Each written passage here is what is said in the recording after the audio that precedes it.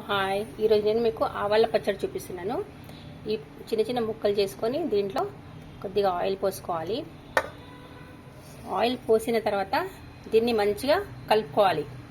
ఇది నూనె వేసి ఇట్లా మంచిగా కలిపినారు కదండి. దీంట్లోనే మెంతులు వేయాలండి, కొన్ని ఒక హాఫ్ స్పూన్ మెంతులు,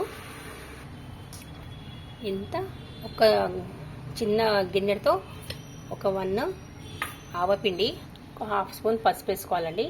ఇంకా ఇంత కారం వేసుకోవాలండి. మనం ఆవాలు ఎంత తీసుకున్నామో దానికంటే కొద్దిగా తక్కువ కారం తీసుకోవాలి.